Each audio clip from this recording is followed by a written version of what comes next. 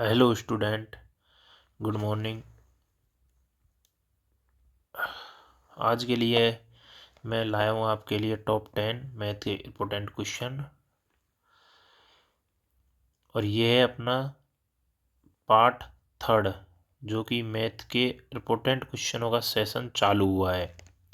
एक परीक्षा में 273 विद्यार्थियों के औसत प्राप्तांक 69 है। लड़कों की संख्या का लड़कियों की संख्या से अनुपात 10:11 है। लड़कों के औसत प्राप्तांक लड़कियों के औसत प्राप्तांकों की तुलना में 20% अधिक है। लड़कियों के औसत प्राप्तांक ज्ञात कीजिए। 10:11 है। ये थोड़ा सा मिस प्रिंट है। हाँ, ये तो बॉयज सबसे पहले ले लेंगे बॉयज, और इधर ये हो गई गर्ल। लड़कों की संख्या का लड़कियों की संख्या से अनुपात, नंबर ऑफ स्टूडेंट 10:11 यानी लड़कियों की संख्या का अनुपात अगर 10 है तो लड़कियों की संख्या हो जाएगी अनुपात में 11। लड़कों के औसत प्राप्तांक लड़कियों के प्राप्तांकों की तुलना में 20% अधिक है। ये हो गए नंबर, मतलब एवरेज, औसत। यहाँ पे अपन कलर चेंज कर लेते हैं, थोड़ा कलर सेम सेम हो रहा है। ये लड़कों के औसत प्राप्तांक लड़कियों के प्राप्तांक की तुलना में 20% अधिक है। 20% का मतलब हो गया 1/5। अगर लड़कियों का 5 है तो लड़कों का 6 हो जाएगा। लड़कियों का 5 है तो औसत प्राप्तांक लड़कों का हो जाएगा 6, और लड़कियों के औसत प्राप्तांक कितने हैं? 5। तो इन टोटल इनका सम हो जाएगा 60 और 55। रेसो में लड़कों के जो नंबर है टोटल वो हो गए 60, और लड़कियों के हो जाएंगे वो 50 हैं। ये इनका रेसो है, एक्चुअल नंबर ये नहीं है। अगर इनका एवरेज ही है तो इनका टोटल, इनका अपन एवरेज निकाल सकते हैं। ये अगर किसी रेसो में 60:55 के रेसो में है, जो कि इनके टोटल नंबर का रेसो है। अगर बॉयज़ का 60 हो गया, भाई बॉयज़ का रेसो 10:11 है लड़कियों से, और एवरेज का रेसो 6:5 है। तो टोटल बॉयज़ के हो जाएंगे नंबर 60 और गर्ल्स के हो जाएंगे 11 × 5 55। तो ये नंबर ऑफ प्राप्तांक, तो प्राप्तांक का जो टोटल योग हो जाएगा वो हो जाएगा 150। ये हुए टोटल अंक। अब जब टोटल अंकों में नंबर ऑफ स्टूडेंट का भाग देते हैं, एवरेज क्या होता है? एवरेज होता है नंबर ऑफ स्टूडेंट के प्राप्तांकों का सम upon number of student. Number of student क्या है? जो कि 273, ये इनका सम हो गया टोटल बंदों का। और ये हो गए नंबर ऑफ स्टूडेंट, और ये हो गए इनका रेशो 10:11। 10:11। और ये क्या है? प्राप्तांक, जो कि रेशो में है। और ये रेशो से नंबर ऑफ स्टूडेंट के रेशो में अपन भाग देंगे, जो कि कितने हैं? 10:1 यानी 21 अनुपात। तो ये होगा इसका एवरेज। एवरेज गिवन है, कितना दे रखा है? एवरेज दे रखा है हमको 69। ये 69 एवरेज दे रखा है। अब तो ये किससे कटेगी संख्या? ये कट जाएगा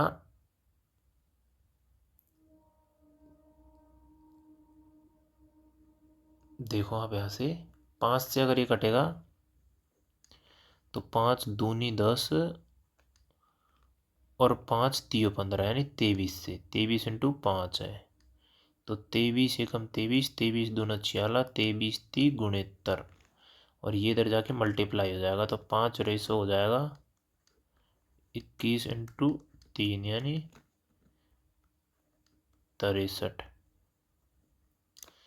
5 रेशो का मान ये है, तो एक रेशो हो जाएगा 63/5।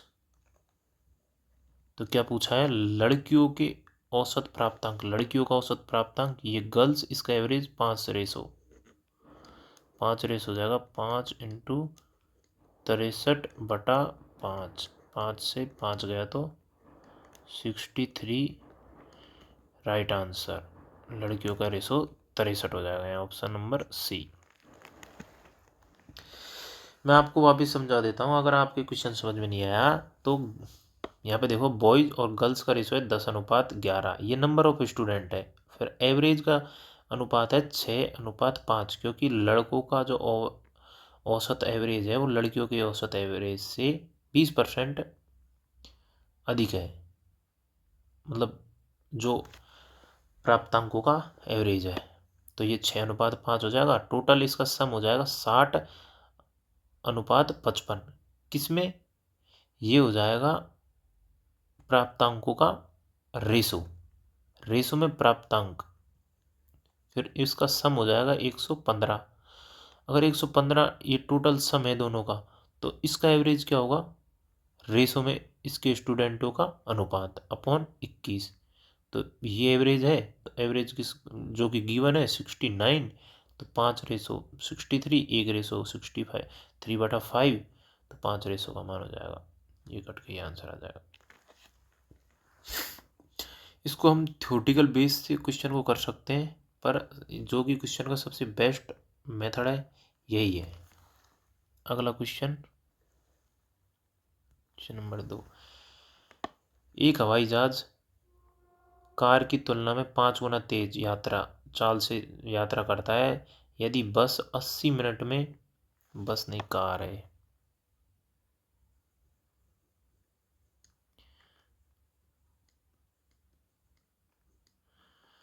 एक हवाई जहाज कार की तुलना में 5 गुना तेज चाल से यात्रा करता है यदि कार 80 मिनट में 60 किलोमीटर की दूरी तय करती है, तो हवाई जहाज 25 मिनट में कितनी दूरी तय करेगा। अब देखो अपने यहाँ पे आप देख लो, हवाई जहाज, ये हो गया एक हवाई जहाज और एक कार। हवाई जहाज एक कार की तुलना में 5 गुना तेज है, स्पीड का रेशो, इसकी स्पीड 5 गुना है कार की तुलना में स्पीड। अगर स्पीड का रेशो ये है तो स्पीड प्रोपोर्शनल टू 1/टाइम, क्योंकि डिस्टेंस यहाँ पे सेम काम कर रही है दोनों के लिए। ये रही स्पीड प्रोपोर्शनल टू 1/टाइम, तो टाइम का रेशो हो जाएगा दोनों के लिए उल्टा, इसका रेशो 1, इसके लिए 5। अब ध्यान से देखना, यदि कार 80 मिनट में 16 किलोमीटर की दूरी तय करती है, ये 60 किलोमीटर, आप इस दूरी को देखो ही मत, आप मानो ही मत कि दूरी है, आप तो मतलब ऐसे मानो कि कोई एक्स दूरी है, एक्स दूरी को अगर कार 80 मिनट में तय करती है, किसी दूरी को, 5 रेशो बराबर 80 है, तो 1 रेशो बराबर हो जाएगा 16 पंजो 80। तो उस दूरी को हवाई जहाज या करेगा 16 मिनट में तय करेगा, सेम दूरी को, जिस दूरी को कार 80 मिनट में तय करती है उसको हवाई जहाज 16 मिनट में तय करेगा। 16 मिनट में हवाई जहाज तय करेगा जिसको कार 80 में करेगी, तो कार 80 में कितनी कर रही है, 60 किलोमीटर में, तो हवाई जहाज 16 मिनट में कितनी दूरी तय करेगा, 80 60 किलोमीटर, 60 किलोमीटर। अब पूछा क्या है, तो हवाई जहाज 25 मिनट में कितनी दूरी तय करेगा। अब 16 मिनट में जो 60 किलोमीटर दूरी तय कर रहा है, तो 1 मिनट में कितनी करेगा, 60 किलोमीटर बराबर बटा 16 मिनट, तो ये कर रहा है 1 मिनट में, तो 25 मिनट में कितनी करेगा, 60/16 इंटू 25, तो ये हो जाएगा 25 6 की 150, यानी 1500/6। तो ये डायरेक्ट अगर 160 होता तो 10 बार जाता, तो 144 होगा तो 9 बार कटेगा। 144 यानी 9 बार कटेगा। 9 बार कटेगा तो उसके बाद में बच जाएगा 6। 6 बटेगा तो 16 दूना 32, 16 ती 48। पूरा जाएगा नहीं भाई, यहाँ पे बच 16 से कट गया 144 बार, तो ये हो गया 60। 16 नंबर 144, तो 60 बटे 16। 16 दूना 32, 16 ती 48, 16 चौका 64 यानी 3। 16 ती 48 तो बच गए 12 पॉइंट 93 कुछ आ रहा है, समथिंग समथिंग, तो आएगा 93.75 मीटर किलोमीटर की डिस्टेंस तय करेगा। 93 किलोमीटर की डिस्टेंस, ये दूरी किलोमीटर में है। ये इसका सही आंसर हो गया, बी विल बी सही आंसर। Question number 3। एक विक्रेता 12% लाभ पर 12 कुर्सियां और 3% हानि पर 4 कुर्सियां बेचता है, तो उसका लाभ 1650 रुपये है। तो प्रत्येक कुर्सी का क्रय मूल्य क्या है? देखो भाई, बात ऐसी है कि प्रॉफिट पे 12 कुर्सियां तो बेचता है प्रॉफिट पे, कितना? 12% का, और 4 कुर्सियों को लॉस में बेचता है, जो कि कितना परसेंट का है? 3% का। अभी टोटल कितनी कुर्सियों को बेच रहा है? टोटल बेच रहा है ये 16 कुर्सियों को बेच रहा है, टोटल 16। अब लेट माना एक कुर्सी 100 रुपये की है, तो 16 कुर्सी कितने रुपए की होगी? 1600 रुपये की। तो 16 कुर्सी 1600 रुपये की हो जाएंगी, जो कि 16 कुर्सियों का सीपी है। अब अपन क्या करेंगे, अगर एक कुर्सी 100 रुपये की है, तो एक कुर्सी, प्रत्येक कुर्सी को 12% के लाभ पर बेचता है। तो एक कुर्सी अगर 100 रुपये की है, तो 12% के लाभ पर अगर एक कुर्सी बेची गई, तो एक कुर्सी पर 12 रुपये का लाभ प्राप्त हुआ। अगर एक कुर्सी पर 12% का लाभ प्राप्त हो रहा है, तो 12 कुर्सियों को बेचता है इसी प्रकार वह, तो 12 कुर्सियों पर 12 × 12 144 रुपये का लाभ प्राप्त होता है। दूसरी तरफ लॉस 3% के लॉस वाली कुर्सियाँ, अगर एक कुर्सी को वो 3 की हानि पर बेचता है, 3 की हानि पर बेचता है, तो 3%, 3 रुपये का लॉस होता है। इसी प्रकार वह 4 कुर्सियों को बेचता है ऐसे ही, तो उसे 12 रुपये का लॉस हो रहा है टोटल, और ये तो उसका प्रॉफिट है 12 कुर्सियों पर, और ये इसका लॉस है 4 कुर्सियों पर। तो टोटल प्रॉफिट क्या हो गया? 132 रुपये का प्रॉफिट हो गया टोटल नेट। तो उसका कुल लाभ 1650 रुपये दिया गया है, जो कितना है? 1300, जो कि अपना यहाँ आ रहा है 132। इसका मतलब है कितना है? 1650, 32 रेशो बराबर, 1 रेशो बराबर हो जाएगा 1650 बटा 132। अब यहाँ पे रख देते हैं अपन मान, टोटल हो जाएगा 1600 इंटू 1650 बटा 132। 132, ये टोटल पूरी की पूरी 16 कुर्सियों का आ गया यहाँ पे टोटल सीपी। ये तो एक कुर्सी का सीपी, एक कुर्सी का मतलब 16 से 16 एकम 16, ये कट गया 100 बार। फिर काटोगे यहाँ पे यहाँ से कर लेंगे 11 से, 11 एकम 11, 11 दूना 22, इसको करेंगे 11 एकम 11, 11 पन्ना 55 और 0, 3 चौकू 12, 3 पंजो 15 और 0, और इसको 4 एकम 4 और 4 पंजो 25 चौका 100, तो 25 गुणा 50 यानी 25 पंजो 125 यानी 1250 रुपये प्रति कुर्सी कीमत आ गई। एक कुर्सी की कीमत आ गई 1250 रुपये। Option B will be right answer.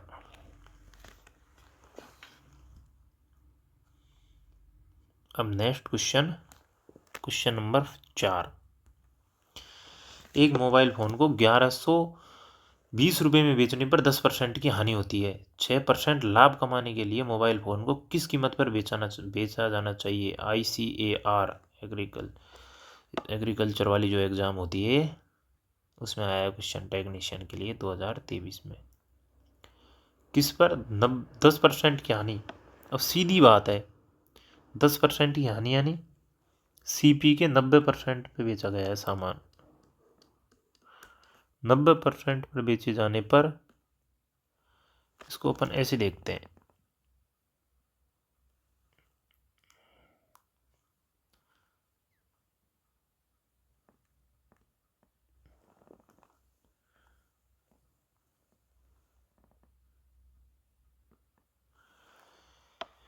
नब्बे % हानि और इस पे, है ना, ठीक है।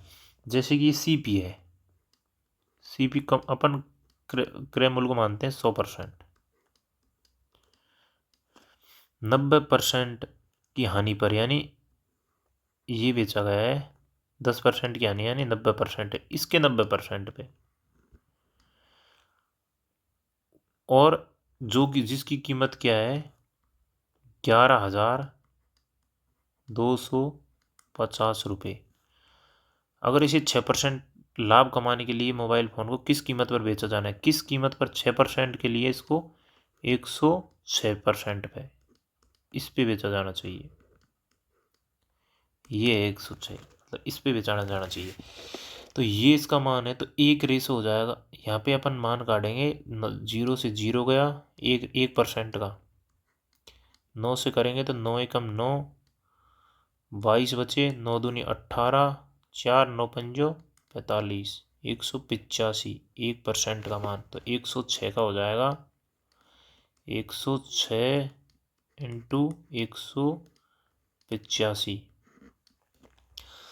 यहाँ पे अपन सीधा देख सकते हैं 9 एकम, एक मिनट इसको वापस से सही से करते हैं, 9 एकम 9 बचे 2, 9 दूनी 18, 9 दूनी 18, ये गलती हो गई, देखो 125, 1 बराबर 125, तो ये हो जाएगा 125।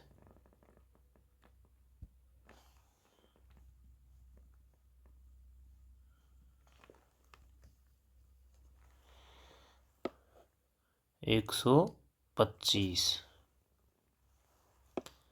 ये 125, 106 इंटू 125। अगर 125 से कोई संख्या कट गुणा होती है तो उसके लास्ट 3 डिजिट 125 से मल्टीप्लाई होने चाहिए। 125 इंटू 250 तो ये नहीं है, ये नहीं होगा ऑप्शन। 125 250 ये भी नहीं होगा। 125 500 ये हो सकता है, ये भी हो सकता है। अब अपन इसके लिए इसको कर देते हैं गुना, तो डबल डिजिट देख लेते हैं। डबल डिजिट पे आ जाओ तुम।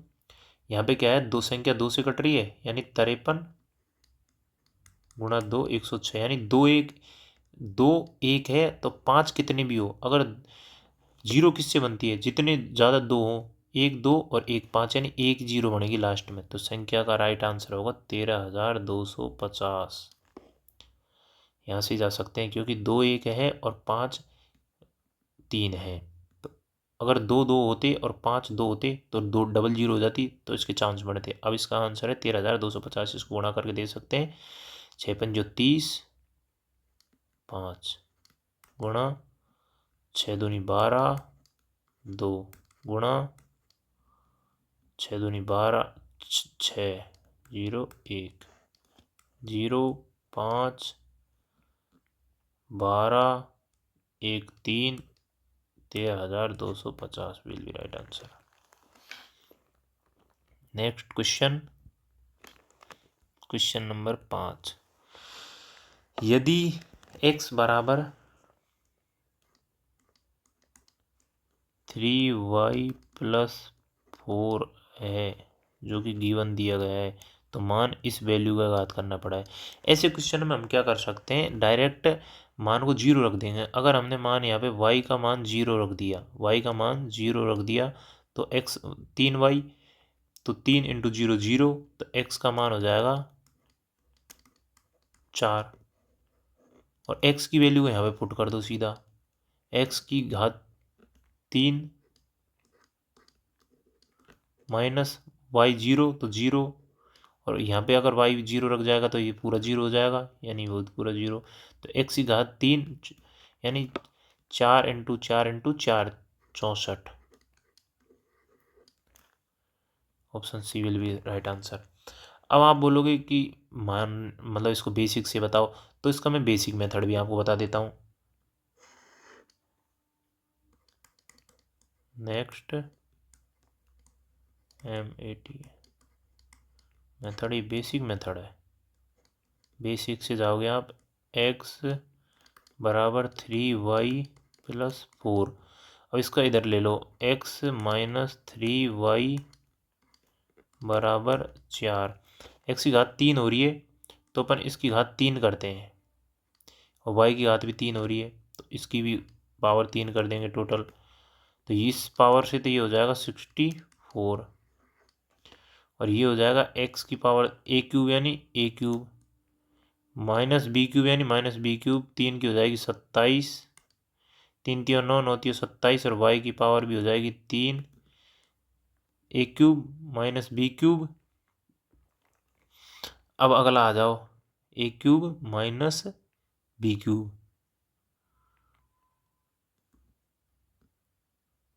फिर इसके बाद में हो जाएगा +3a² b - 3ab का स्क्वायर। ठीक है, फिर अपन ये कर देंगे +3ab 3a + 3a का स्क्वायर यानी 3a² b, इसका स्क्वायर b यानी -3y + 3ab का स्क्वायर यानी 3 × 9 और y का स्क्वायर। अब यहाँ पे ये हो जाएगा प्लस, इससे ये हो जाएगा 3 × 9 x + y, 3x + y, यहाँ से कॉमन ले लो अपन, यहाँ से कॉमन आ जाएगा 3x, और 3x कॉमन आ गया,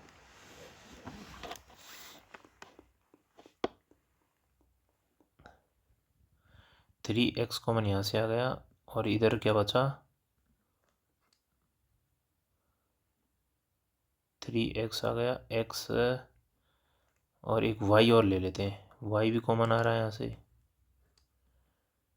ठीक है, तो और 9, 3 एक बार और 3 आ रहा है कॉमन, 3x कॉमन आ रहा है, 3y भी कॉमन आ रहा है, तो यहाँ से बचेगा माइनस का y माइनस का x प्लस 3x कॉमन आ गया, 3y कॉमन आ गया। ठीक है, तो यहाँ से बच जाएगा 3 का और y। ठीक है, अब x का मान ये दिया हुआ है -x का मान रख दो अपन ऊपर से, जो कि क्या है, x का मान है 3y + 4, यानी मान हो जाएगा -3y वाई और माइनस का 4 और प्लस का 3y है ही है। 3y से 3y गया, -4 से गुणा हो जाएगी ये संख्या। 3 3 9 और 9 चौक 36। टोटल हो जाएगा ये, निकल के आ जाएगा ये 36x किसका, माइनस का,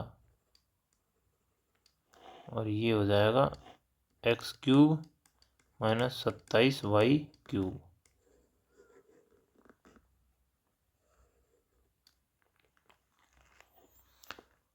बट इसके अलावा अपन आप डायरेक्ट ले सकते हो वैल्यू पुटिंग मेथड से, जो कि सबसे बेस्ट मेथड है।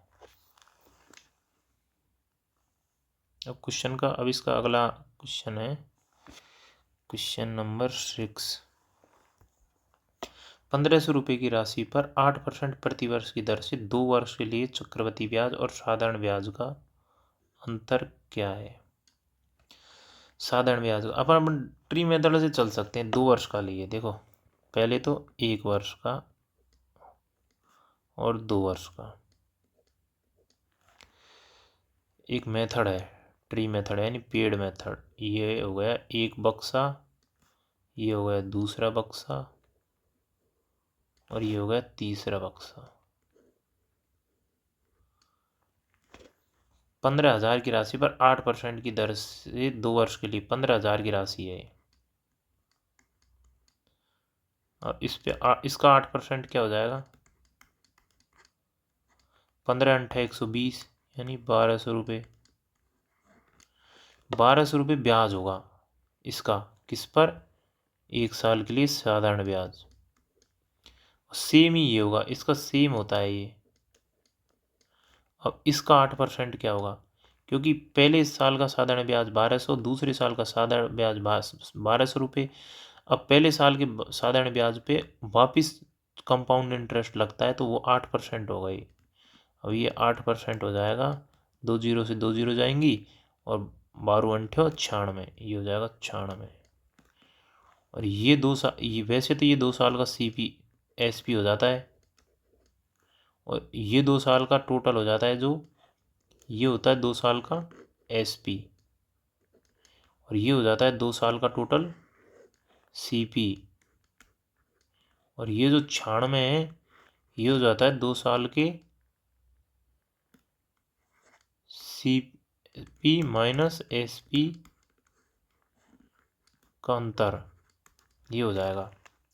एक तो ये तरीका है, इस तरीके से अपन कर सकते हैं भाई। 1 साल का साधारण ब्याज 1200 रुपये, दूसरे साल का साधारण ब्याज 1200 रुपये, और 1200 फिर 8% हो जाएगा 96 रुपये। तो ये पूरा तो हो गया कंपाउंड इंटरेस्ट, और ये हो गया सिंपल इंटरेस्ट, और सिंपल इंटरेस्ट और कंपाउंड इंटरेस्ट का अंतर पूछा है 2 साल का, तो ये है 96 रुपये। पहला तरीका तो इस क्वेश्चन का ये है। और दूसरा तरीका इस क्वेश्चन का, हम अगले तरीके से इस क्वेश्चन को कर सकते हैं। जैसे कि हम इस पे चले जाते हैं, यहाँ पे 15,000 रुपये हैं, 15,000 रुपये, और अपनी जो दर है वो है 8%, और 2 साल के लिए। अपने से पूछा क्या है, अपने से पूछा है SP CP minus compound interest CI minus SI, CI minus SI पूछा है।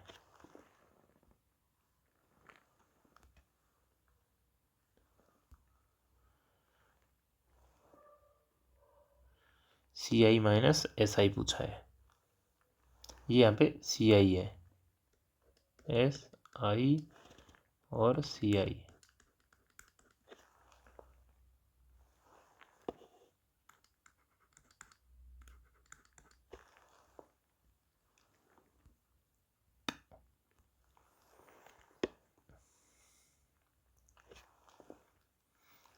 दो साल के लिए। अब जैसे कि 8% से SI, तो SI के लिए दर हो जाएगी 8 दूनी 16%। तो CI के लिए यही हो जाएगी 8 + 8 + 8 × 8/100, तो यानी 16 8 × 64 यानी 0.64, ये हो जाती है 16.64% 2 साल के लिए। तो इसका अंतर कितना हो गया?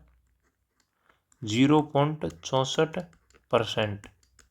ये जो परसेंटेज है ना, ये 2 साल का अंतर है कंपाउंड इंटरेस्ट और सिंपल इंटरेस्ट का, जो कि कितना हो जाएगा? 15,000 रुपये पे 0.64% की वजह से 2 जीरो ये आ जाएंगी और परसेंट की और आ जाएंगी 2 जीरो, 2 से 2 जीरो गई, 1 जीरो से 1 जीरो गई, 5 तियो 15, 5 दूनी 10, 2 एकम, 2 तियो 6, 2 दूनी 4, 3 दूनी 6, 3 तियो 9, 96 रुपये, जो कि कंपाउंड इंटरेस्ट और सिंपल इंटरेस्ट का 2 साल का अंतर है। Next question, question number 8। ए और बी मिलकर एक काम को 15 दिन में कर सकते हैं। ए और बी मिलकर एक काम को 15 दिन में कर सकते हैं। ए अकेला काम को 18.75 दिन में कर सकता है। 18.75 को बोलेंगे हम 18.75 को 75/4, क्योंकि 18 दूनी 36 और इसका 1.5 हो जाता है 37.5, 37.5 का डबल हो जाता है 74, 75, 75/4, 75/4 दिन में कर सकता है। तो दोनों का एलसीएम ले लेंगे, 75 आ गया। तो 15, 5, 75 और 75 एकम और ये हो जाएगा 4। ये जो रेशो आता है ना, ये वाला, ये आता है एफिशिएंसी का रेशो, कि कौन कितना एफिशिएंट है। तो यहाँ पे ए की 4 है, ए अगर 4 एफिशिएंसी है ए की, तो बी की एफिशिएंसी कितनी हो गई? 1। अब ये ऐसे बोल रहा है, लेकिन काम पूरा होने से 12.5 दिन पहले ए काम छोड़ देता है। ए कितने दिन पहले जो काम छोड़ देता है? 12.5 दिन। तो लास्ट के 12.5 दिन में कौन काम करता है? बी। कितना काम करता है बी? एक दिन में कितना काम कर रहा है? 1 की एफिशिएंसी से 12.5 दिन में 12.5 दिन करेगा। 12.5 को लिख जाएंगे अपन 25/2।